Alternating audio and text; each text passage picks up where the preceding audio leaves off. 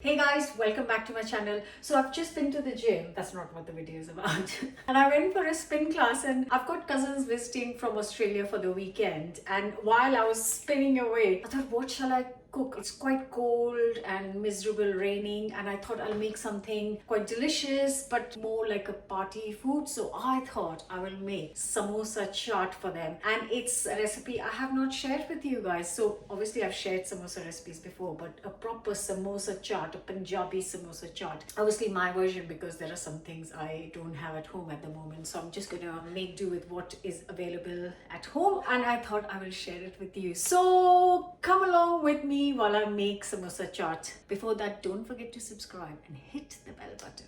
Now the very first step, there are few steps because obviously when it's a chaat, then there you have got few elements which come together at the end. So the first of the elements is the samosa filling, which I'm going to start preparing. Then I will make the pastry, which is the samosa pastry. Then I will show you a couple of chutneys, and also I'm going to use some chickpeas just to make it a proper meal. And because I'm making chaat, I'm going to make some chickpeas. Now I forgot to soak chickpeas last night. Not forgot, I only decided to make samosa chaat this morning, so I didn't know I was making samosa chaat, so I didn't soak. So I have got here some chickpeas which I will soak right now and hope it works for the best. I have just put in 300 grams of dried chickpeas and I've just put boiling water in it, and I'm now going to leave this for a couple of hours while I prepare the other bits of the recipe. And I haven't started cooking it yet.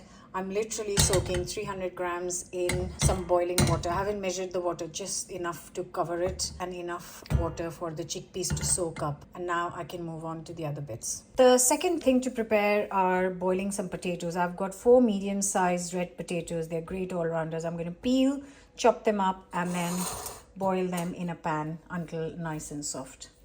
So I've chopped the potatoes up, cut them into pieces, put them in cold water, and now I'm going to bring it to a boil and cook for 7 to 8 minutes until they're soft and cooked. So I think the potatoes are now done.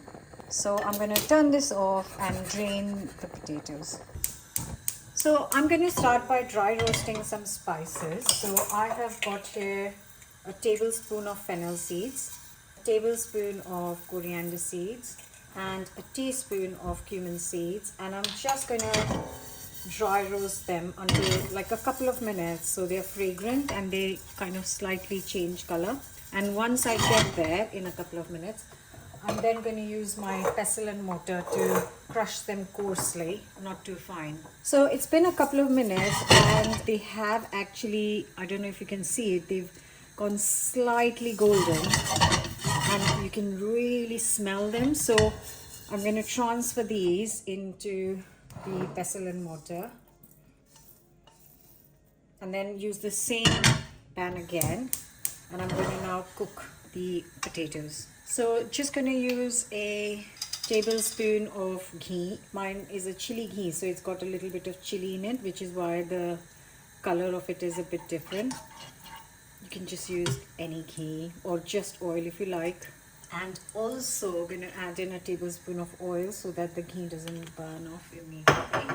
And I'm just going to finely chop a big piece of ginger and a couple of green chilies. I'm going to finely chop these together. So once the oil and ghee are hot, I'm going to throw in the ginger and chili.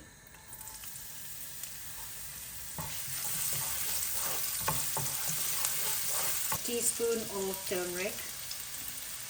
Chili to taste because I've already added very hot chili, so I'm just adding half a teaspoon, but you can add a whole teaspoon, and half a teaspoon of salt. I might increase this, actually I'm going to go for 3/4 because I think half will not be enough. Give it a mix. Now I'm going to add the potatoes, so I'm just going to mash them up when I add it, so you can reduce the heat for a minute.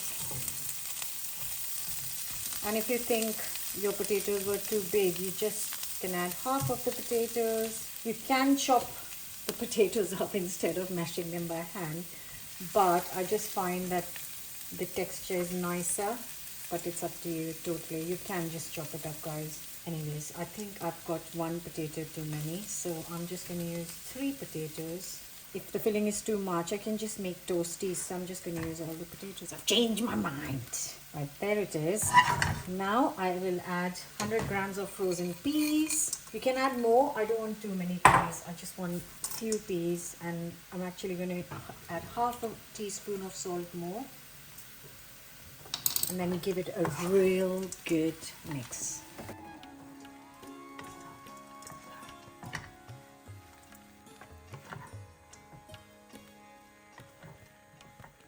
So what comes next is that I'm going to cover and cook this on low heat for 8 minutes, okay? 8 minutes. So that the peas soften up and all the spices are soaked by the onion. So just give it 6-7 minutes. And those 7 minutes while the potatoes are cooking, I'm going to just crush this mix of the 3 spices. And I don't want a fine powder, because I want that little bit of crunch.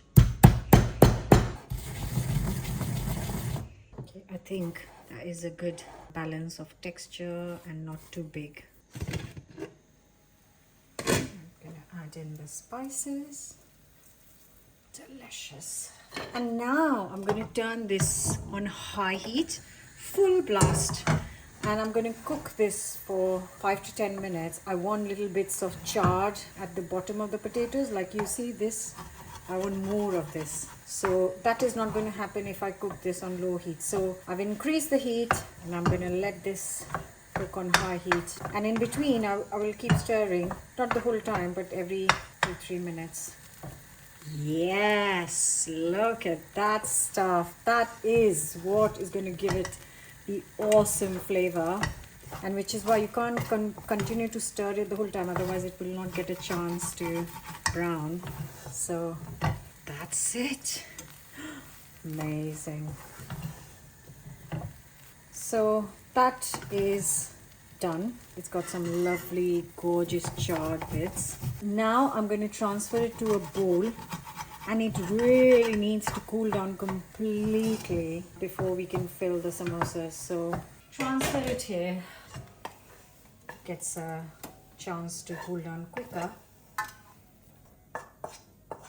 So now I have prepared the samosa filling. It's piping hot. Now this is going to take at least 2 hours to cool down, which is enough time for me to get myself all ready and get a few other bits organized. So I'm going to leave this aside and get myself sorted. So it has been exactly 2 hours since I soaked this. So you can see that they have really puffed up, which is great. So what I'm going to do is I am going to put them on the hob and start cooking. I know I didn't tell you the quantity of water, but just soak it in enough water so it's not dry. And I'm going to put this on a hob with just like a little bit extra water, because if it kind of starts to run out, I can add boiling water to this. And just to get it to cooking quicker, it's a last minute resort. I don't usually do that. I've added a teaspoon of baking soda, and now I'm going to get it on the hob and cook it until it's nice and soft.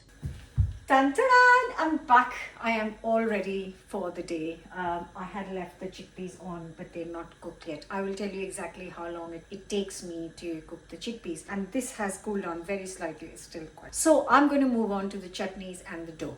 Now for the dough, I'm going to start with 400 grams of plain flour. You can just half it, because I am making quite a lot of samosas, because this is going to be our main meal. And if I have any pastry left in the end, in case, and I don't want to make samosas, I'm just going to roll them out and fry them as papadis. So nothing's going to go waste. But if you want to make less, I'll tell you exactly how many we'll make. But I'm going to start with 400 grams of plain flour. In goes a teaspoon of salt, a teaspoon of ajwain or carom seeds. If you don't have them, just skip them. So the same chili ghee that I had, I've just melted it in the microwave. And you can keep this vegan and just make it with oil. But just remember that ghee gives it a beautiful, lovely texture. So I am going to add, let's see. This needs a lot of ghee and you can't kind of make it with less. So I've added 5 tablespoons. And a good way to check, I'll tell you how to check if it's enough, is once you have mixed it and you press the flour, it should hold a little bit of its shape. And that's how you know that you have got enough kind of fat in there.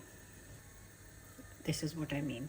So when you do that, it should kind of keep its shape. And now I'm just going to slowly add some water, just enough to make a nice dough. I don't want extremely soft dough. It's not like chapati, so it needs to be short. And now I'll slowly add the water.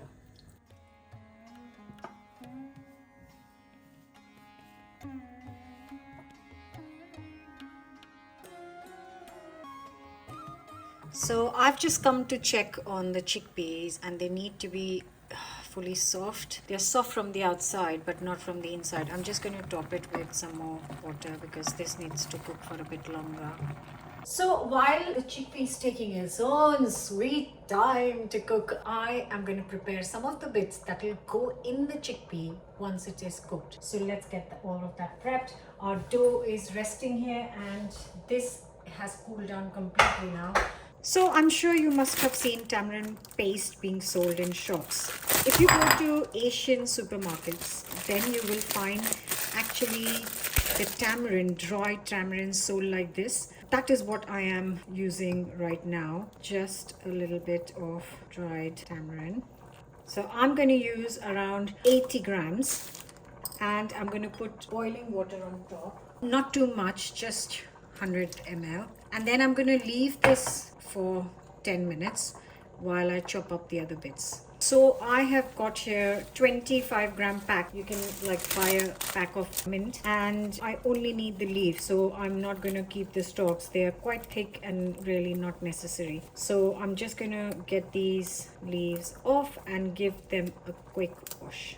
So I've got a blender bowl here. In goes all the mint. I'm also going to add 1 green chili. It's quite nice and hot. And then I'm going to add a little piece of ginger as well.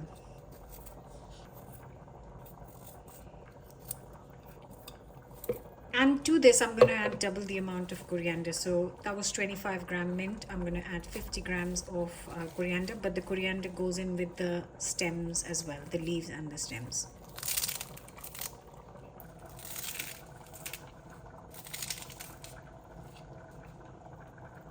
Next goes in 50 grams of jaggery.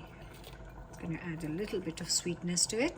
And I managed to find some green mango in the Indian shop yesterday. So I'm going to peel and add the pulp of this. If you can't find it, it's absolutely fine. Don't worry about it. Just add a squeeze of lemon juice. But if you manage to find this, then of course add this.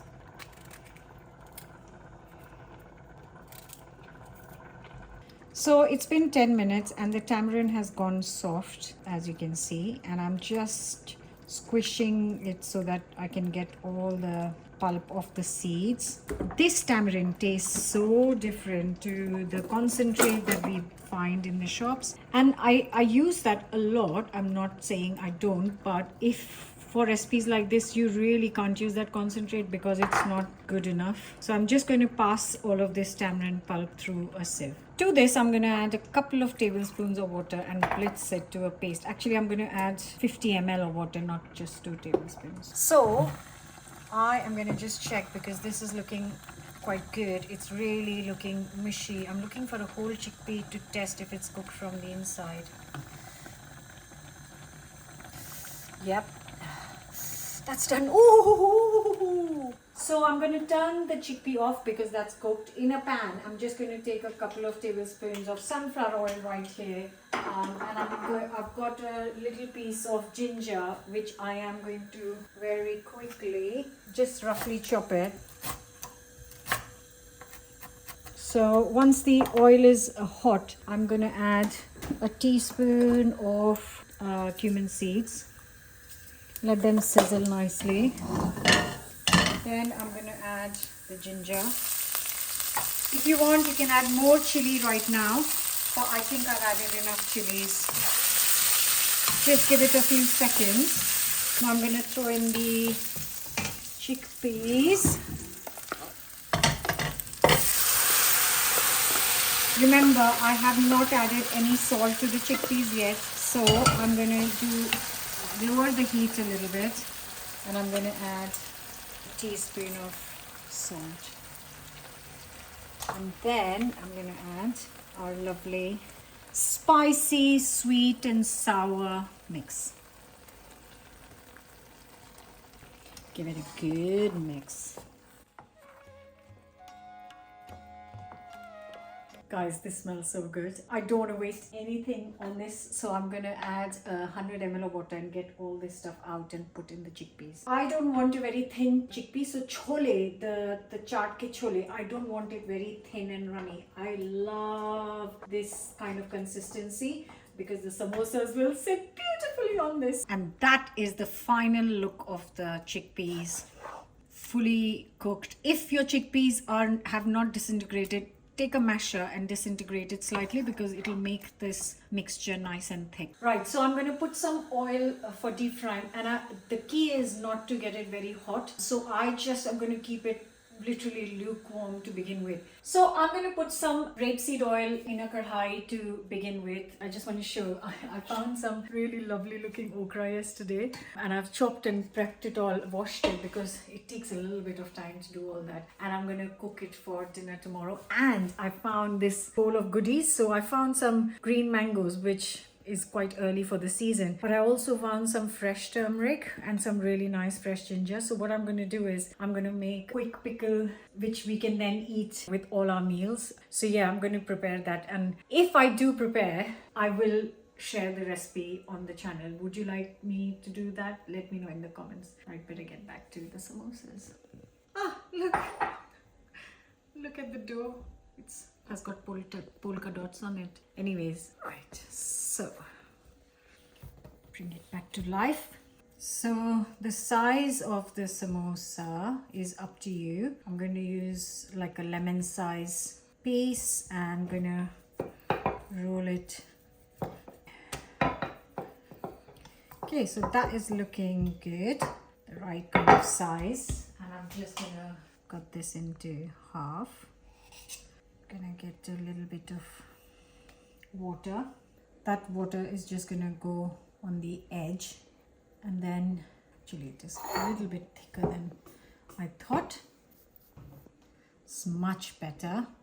So a little bit of the water, and then you seal the strip. Make sure that you press it in and seal it. You don't want to kind of samosa to burst. You've got a little pocket here, little piece of the filling, more sealing, and here you make a little pinch like a pleat and you bring this forward and then you seal, and that is like the classic samosa shape, because this samosa will now sit straight up.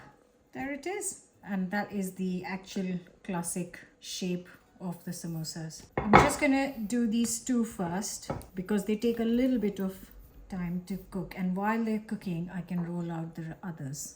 Same pinch, then put straight in. I know it feels like, oh my god, there's so much filling, but actually you need that much filling. Your little plate, and then you bring this over to the front part. And I'm going to take these two pieces for frying. The only reason I'm doing this is so that I can tell you roughly what sort of temperature I'm looking for. This is a bit too hot actually. I didn't want it so hot. Damn it. Okay, I'll have to turn this off because it's too hot. It's crossed 100 C. Stopping at 130. So I'm going to give it 2 minutes. When it comes to 100, and then I'm going to put the samosas in. Right, so it's 130 actually. I'm not waiting for 100. I'm just gonna put these in. Actually, yeah, that's a good temperature, 130 C. And this is gonna take a little bit of time to cook if you want really crispy samosas. And once it's had like a minute, then we can slowly increase the heat.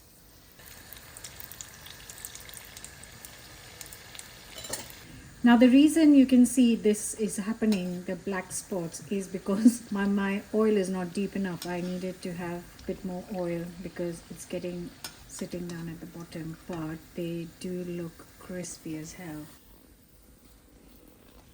Now who is ready for the final stop? Well, I am.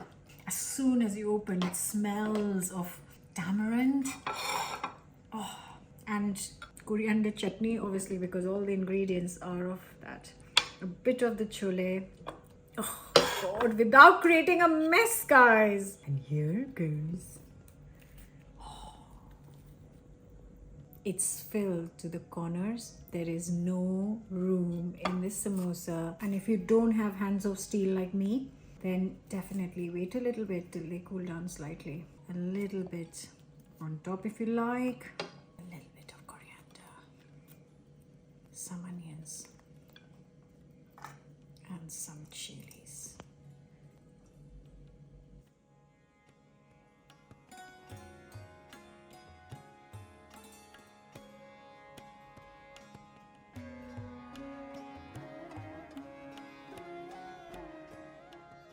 And that, my friends, is the Punjabi samosa and chole chaat. Just like how we make it at home. You know, the last 5 minutes I've been like rushing it because I really want to eat it.